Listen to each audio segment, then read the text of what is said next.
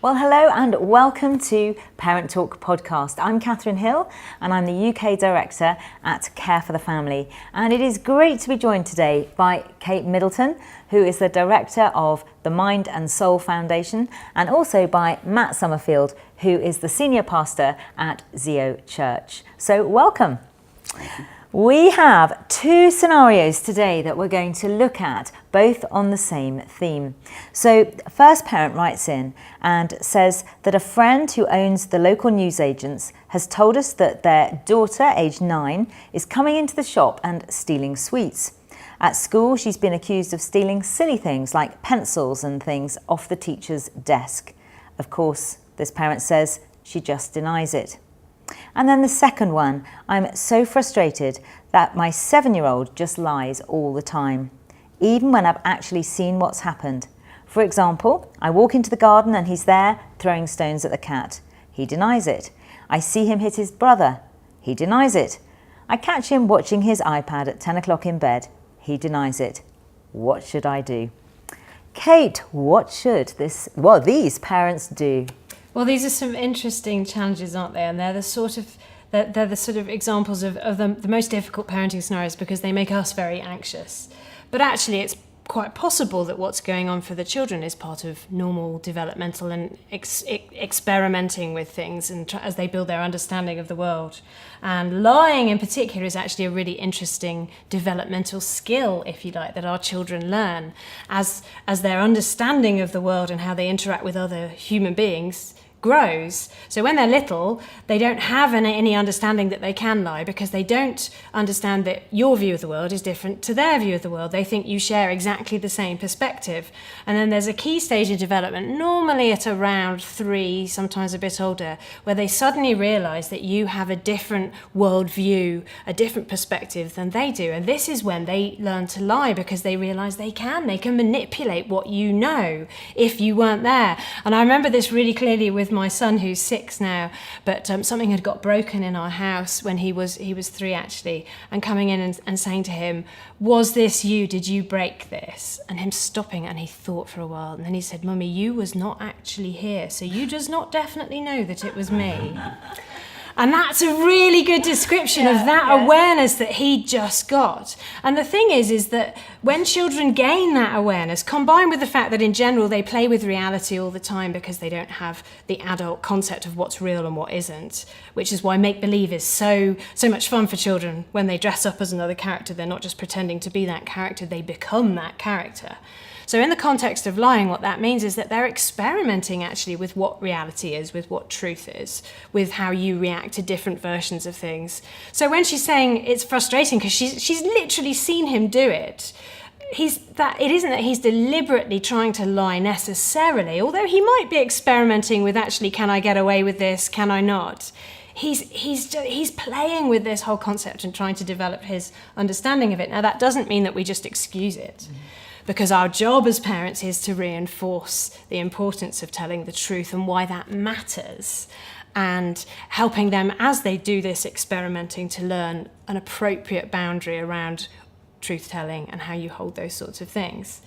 But inevitably, most children, some more than others, will go through this phase of where it does feel like they're just living in a very flexible world where reality and truth is concerned. That's so helpful because I think certainly as a parent, when my children have lied to me, that's been the thing that has really, upset me, made me mad, thinking, how could they do this? But actually understanding that they're not necessarily deliberately doing that, that's really helpful. But then we need to do something. Yes, our job is to shape that and help them learn why it matters because they don't understand that it's a problem if they lie. So it's how we react that's really key. Oh, well, that's key. So Matt, your thoughts on how do we react when your boys had said things to you that were blatantly not true or you found out later? What was it like in your household? Yeah, well, we've all had those horror stories like Kate's. I remember finding that our toilet had been stuffed full of toilet paper with multiple rolls and my son was the only one in the house other than me, and was denying all knowledge. In fact, no, it was worse than that. He insisted that Teddy did it, and that Teddy was the guilty party, and clearly that was not going to work. And in fact, when I told him that Teddy wasn't real, then he burst into tears and said, "I've just declared that Teddy wasn't real," and I'd ruined his life, and he's been traumatized ever since. And so I guess again, like this is just going to happen, isn't it? And it doesn't make it excusable at all. But this is part of the growth of our children, that we're trying to instill in them good values and actually why these things matter. I guess firstly, I'm exercised by what my children see in me. And so if they see, which they might have seen, when they were younger, a phone call coming through for me, and I say, I'll tell them I'm not around. Those subtle things that can communicate actually the odd little whatever a white lie is acceptable. So I've got to model something, and I think I've learned the hard way that has included times where I have to admit to my children I've got some things wrong. And that they see that that's a good and okay thing to do. And so there's my example. I think secondly, that when my children have done things which do require some kind of honesty and confession, am I a safe place for them to do that? And again, I think over the years, consistently, and if you spoke to my boys now, they would definitely say this, we've reinforced that the culture of our family is we tell the truth. And to say to our boys, from a very young age, like, we want to tell the truth, and it's safe to do that, and we'll be much more hurt, like you were just saying a moment ago, if we find out you've lied, and much more upset by that than we would if you've told the truth. And so I think there's always this positive reinforcement about, this is what we do, and so that and me making some kind of commitment to my kids about how I will respond if they tell the truth. And then I have to make sure that, like you always say, I've got to hold myself and carry myself so that I do respond in that way. That's the second thing. And I guess then thirdly, helping our children think through, as we have that conversation, why did you steal? Why did you lie about it? What's going on there? And helping them think through the consequences of this, and that we don't want them to be that kind of person. No, I think those are three really, really good points. I was just reminded of one of my colleagues at Care for the Family was talking about, he took his two little girls to a show in London, and there'd been a big palaver, and they'd gone to London to this thing, and when he arrived, I think you had to be 5, and one of them was still 4, and he just thought, oh heck, we've got all the way here, I'm just going to pretend she's 5. So they queue up to go in, and he buys the tickets, and they said, how old are they? And he says, 6 and 5. And this little voice says, Daddy, that's a lie. She's 4. And he said he just sort of terrible. So yeah, that's a really good point about being role models. But I think this thing about being clear, and it being us teaching them that it's always better to tell the truth, even when they've messed up. So we had a little thing that a friend told us when ours were young that we found so helpful, and it was as if there were 3 things that they couldn't do. It's like a triangle, and they could do anything in the middle, but they couldn't step over these 3 lines, and the 3 lines were dishonesty, disrespect, and disobedience. And we found they covered almost everything. But the dishonesty one, we always said to them, we, like you said, will be far crosser if we find out you've lied than we will about the original thing. So, how we set that in our family and what our values are will dictate that. But what could be going on in this scenario? Because there's probably a few reasons maybe it could be. And I guess that in any context like this, as a parent, we need to sit down sometimes with our children and try and explore things, but it often isn't in the heat of the moment that we do that. We choose a better moment, we find a quiet moment, maybe when it's just the 2 of us, when there's nothing too fraught going on, when we can have a bit of a conversation around, so, this happened the other day, and let's have a chat about that. And particularly things like stealing, we need to understand, is that just an impulsivity thing? Seeing something, wanting it, taking it?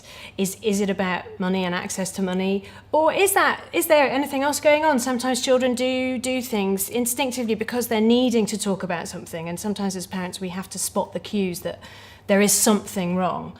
And so sometimes children will do those things in order to try and trigger attention that they do need. So it's good to have those conversations and just check with our children what's going on. But the vast majority of these parenting challenges do turn out to be just brief storms that we move through and that we can work through with our children. And there it is just about, in those conversations, helping them to see the consequences. I think as parents it's so obvious to us sometimes that what they are doing is wrong, that we just want to despair of the whole thing. Have I done this so badly that you don't understand that to steal a Mars bar from the corner shop is not right? You know, am I that bad a parent? But actually our children don't always think through to the consequences to the end of the line. So when we're saying that we as a family we tell the truth and that's important, it's important sometimes that we work through with our children why that matters. So we had an issue with our son the other day where he was playing on his iPad, and he has a timer that goes off, and when it goes off he has to stop.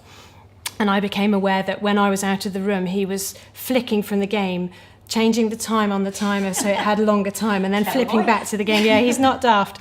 And so I had to have a chat with him, and I was saying to him, first of all, how bad do you think that is that I've caught you doing? And he did a thumbs down, so good. So he knows that it's bad. So I said, why do you think that that's a bad thing?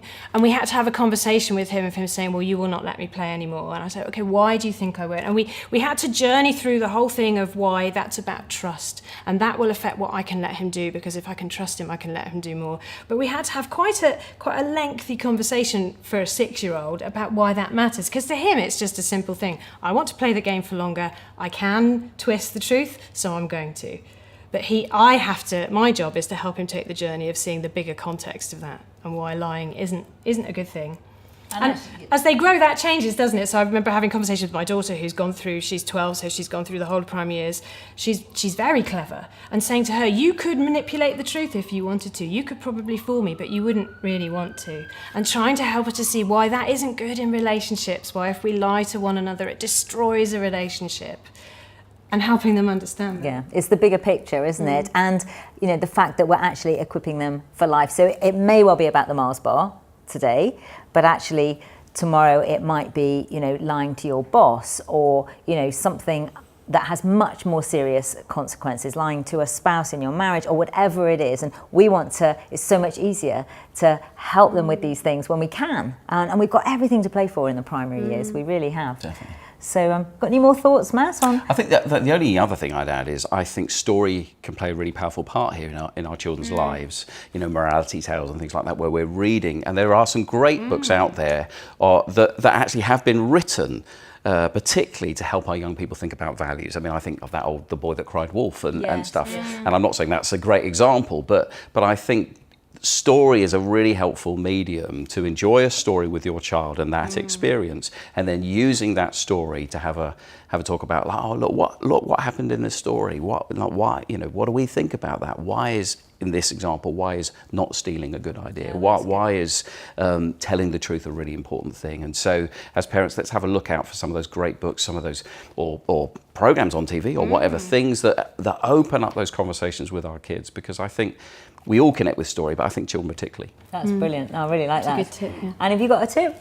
I think mostly it is about trying to hold these things without panicking and seeking advice. So if you come across a context like this, as parents so often we have no idea how to handle it, and you're not supposed to have read the entire book on all parenting situations before you start.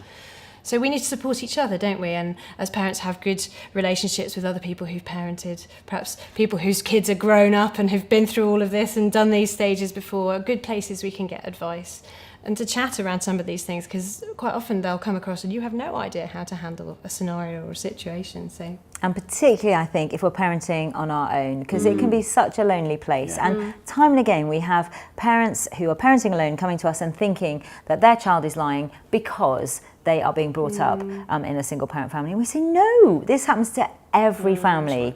And actually, whatever our situation, just get all the help and support that we can get. And one of our little maxims at Care for the Family we talk about a lot is choose your battles. And I would say, personally, telling the truth is one battle I would always want to fight tooth and nail. Yeah. So Good. Well, thank you so much for your wisdom on that. That's great. And thank you again for joining us for this episode of this podcast. Now, if you have a scenario and you would like to send it to us at Care for the Family and we use it in a future edition, then we would love to send you this book, the really, really busy person's book on parenting, which I've written with Rob Parsons. That would be our gift to you. So do catch up with us again, and it's been great being with you. Thanks, guys. You have been listening to the Parentalk podcast for the primary years. For further information about our courses, resources and events, please visit us at careforthefamily.org.uk.